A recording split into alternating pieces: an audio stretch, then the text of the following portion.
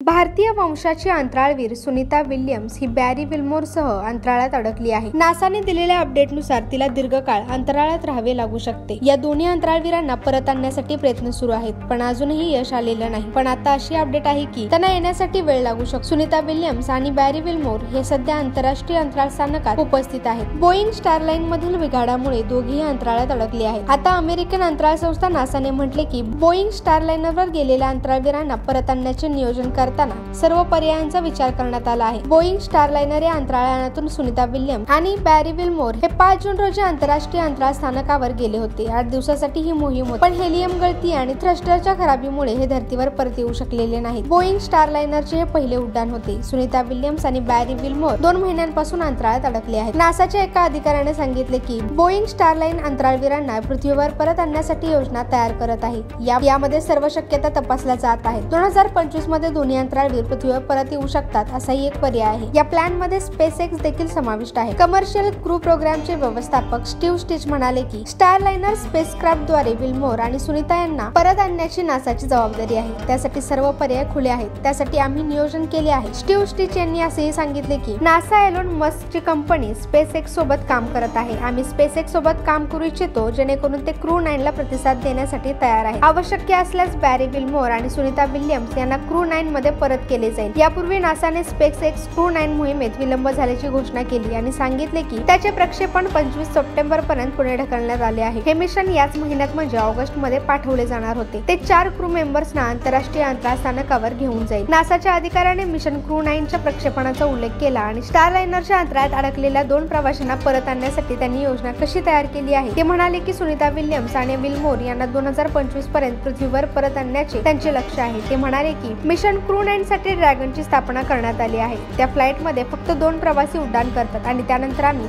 February 2025 मध्ये 4 crew सदस्यांना पृथ्वीवर परत आणू शकतो। हे 2 अंतराळवीर विल्मोर आणि सुनीता विल्यम्स असतील। बोईंग स्टारलाइनर हे अंतराळयान 5 जून रोजी सुनीता विल्यम्स आणि बॅरी विल्मोर यांना घेऊन अवकाशात गेले आहे। स्टारलाइनर मध्ये हेलियम गळती आणि थ्रस्टर निकामी झाल्यामुळे अंतराळवीर परत येऊ शकले नाहीत। अंतराळातील आणि जमिनीवरील अभियंते समस्येचे निराकरण करण्यासाठी आणि अंतराळवीरांच्या सुरक्षित परतीची खात्री करण्यासाठी कठोर परिश्रम करत आहेत।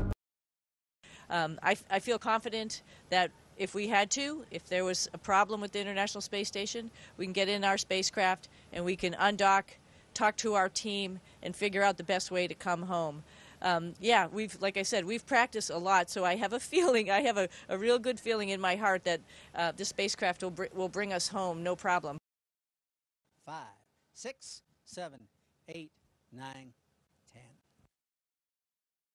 Absolutely confident. We've already, as Sonny mentioned, for Safe Haven, we had that test, not just the test, but also to do it for real when we had that possible conjunction a few weeks ago. And we got in Starliner, we were ready to go. Everything's in place as far as what we know now. That is a good point. We are actually doing thruster testing as we speak at White Sands, New Mexico, going through that process, trying to replicate what we saw on that flight day 2 when we were rendezvousing. And we're going to learn from that.